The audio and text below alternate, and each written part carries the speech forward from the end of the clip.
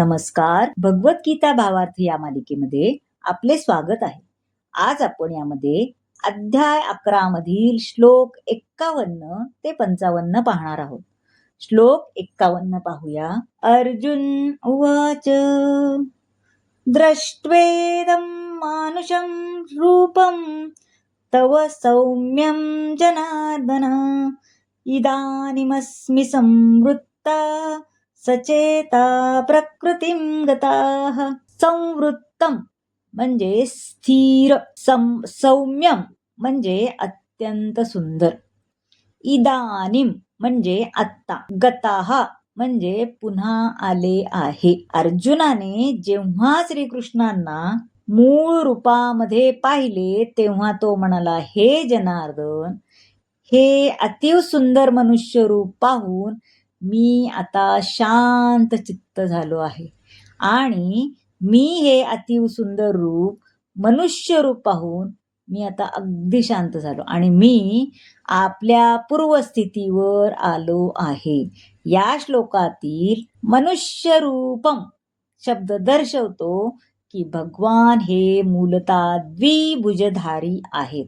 वस्तुतः श्रीकृष्णांनी आपले विश्वरूप आणि चतुर्भुज विष्णू रूप दाखवले, तर मग ते साधारण माणूस कसे काय असू शकतात ते श्लोक 52 मध्ये पाहूया. श्री भगवान उवाच सुदुदर्शमिदं रूपं दृष्टवानसि यन्मम देवा अप्यस्य रूपस्य नित्यं दर्शनकांक्षिणाः. सुदर्शनम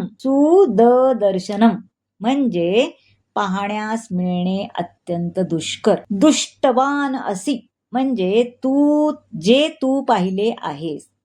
श्री भगवान म्हणाले, हे अर्जुना, आता तू जे माझे रूप पाहत आहेस. श्री भगवान म्हणाले, हे अर्जुना, आता तू जे माझे रूप पाहत आहेस त्याचे दर्शन होणे अतिशय दुष्कर आहे. देवता सुद्धा हे मधुर रूप पाहण्याची संधी प्राप्त करण्याचा नित्य प्रयत्नात असतात. या अध्यायाच्या 48व्या श्लोकात भगवंतांनी आपले विश्वरूप समाप्त केले आणि अर्जुनाला सांगितले की पुण्य संचय, यज्ञ, याग इत्यादी केल्याने हे विश्वरूप दर्शन होणे शक्य नाही. श्रीकृष्णाचे द्विभुज रूप हे अधिक गुह्य आहे, कारण भक्तीच्या मिश्रणा वाचून विश्वरूपाचे दर्शन होणे शक्यच नाही. आणि या विश्वरूपाहून श्रेष्ठ असे श्रीकृष्णाचे द्विभुजधारी रूप पाहण्यास मिळणे तर ब्रह्मदेव आणि शंकर यांना सुद्धा कठीण आहे. जो शरणागत जीव आहे तोच परम सत्य यथार्थ रूपाने जाणू शकतो.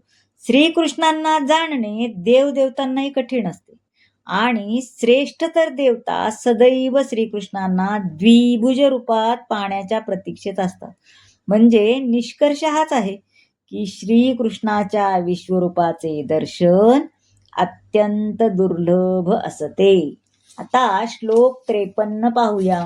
नाहं वेदैर्न तपसा न दानेन चेज्जया एक्य एवं विधो द्रष्टुं दृष्टवानसि मां यथा. वेदै म्हणजे वेदाध्ययनाने, तपसा म्हणजे कठोर तप, तपसा म्हणजे कठोर तपश्चर्येने, दानेन म्हणजे दानाने. तुझ्या दिव्य चक्षुंद्वारे तू जे रूप पाहत आहेस ते केवळ वेदाध्ययनाने, कठोर तपाने, दानाने किंवा पूजेने जाणणे शक्य नाही. या साधनांद्वारे कोणीही मला माझ्या मूळ स्वरूपामध्ये पाहू शकत नाही.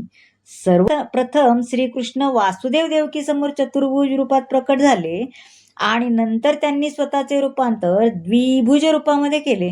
आता जे लोक नित्य नियमाने मंदिरात जातात परंतु श्रीकृष्णांना यथार्थ रूपाने जाणू शकत नाही.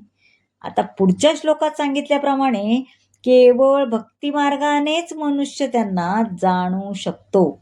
आता श्लोक 54 पाहूया. भक्त्या त्वनन्या शक्य अहमेवं विदोर्जुन ज्ञातुं द्रष्टुं च तत्त्वेन प्रवेष्टुं च परन्तपा.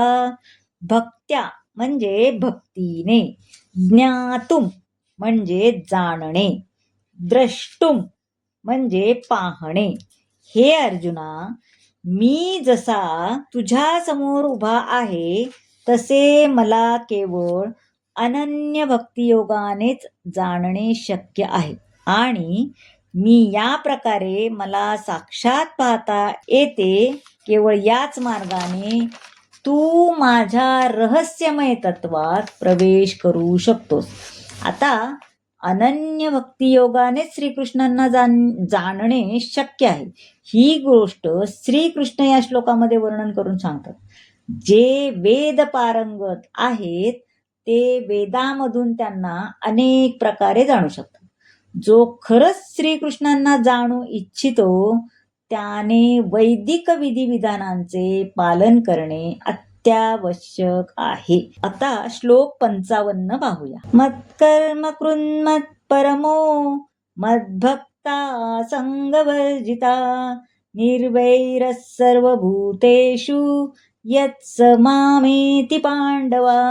आता मत्कर्मकृत म्हणजे माझे कर्म करण्यामध्ये संलग्न झालेला, मतभक्त म्हणजे माझ्या भक्तीमध्ये संलग्न झालेला, निर्वैर म्हणजे शत्रुरहित. हे अर्जुना, जो सकाम कर्म आणि तर्कवादाच्या संघातून मुक्त होऊन माझ्या विशुद्ध भक्तीमध्ये संलग्न होतो, जो माझ्या प्रित्यर्थ कर्म करतो, मला आपल्या जीवनाचे परम लक्ष्य मानतो आणि सर्व प्राणीमात्राशी मित्रत्वाने वागतो, तो निश्चितपणे मला प्राप्त होतो. ज्याला आध्यात्मिक विश्वातील कृष्णलोकामधील परमपुरुष श्रीकृष्णांची प्राप्ती करून घ्यायची इच्छा आहे, त्याने परमपुरुषांच्या आदेशांचे पालन केले पाहिजे. म्हणून या श्लोकाला भगवद्गीतेचे सार म्हणतात. आपण स्वग्रही भागवतधामात परत कसे जाऊ शकतो हे शिकवणे हा याचा उद्देश आहे. आता या श्लोकात कर्माविषयी सांगायचे तर मनुष्याने पूर्ण शक्तीनिशी कृष्ण भावना भावित कर्म केली पाहिजेत. कृष्णाशी संबंधित असलेल्या कर्माखेरीज इतर कोणतेही कर्म करू नये. यालाच कृष्ण कर्म असे म्हणतात. आपण आपल्या कर्मफलावर आसक्त असू नये. कर्मफल कृष्णांना अर्पण केले पाहिजे. कृष्ण भक्त प्रत्येकाशी मित्र भावनेनेच वागतो. म्हणूनच म्हणले जाते की तो शत्रुरहित निर्वैर असतो. हे कसं काय? कृष्ण भावना भावित भक्त जाणतो की केवळ कृष्ण भक्तीच मनुष्याला जीवनाच्या सर्व समस्यातून मुक्त करू आता विष्णू रूपही अगणित आहेत, परंतु भक्ताला श्रीकृष्णाच्या मूळ द्विभुज रूपधारी श्याम सुंदर रूपा वाचून इतर कोणतेही रूप महत्वपूर्ण नसते. आता या 11व्या अध्यायाच्या भावार्थावरून मनुष्याने हेच जाणले पाहिजे की कृष्ण रूप हेच परमश्रेष्ठ आणि महत्वपूर्ण आहे. या प्रकारे भगवद्गीतेच्या विश्वरूप दर्शन योग या 11व्या अध्यायाचा भक्तिवेदांत भाष्य संपन्न झाले. अर्थात 11वा अध्याय संपन्न झाला. तर मंडळी, कसा वाटला आजचा भाग नक्की सांगा. आवडला असेल तर लाईक करा, शेअर करा, सबस्क्राईब करा आणि कमेंट जरूर करा. धन्यवाद.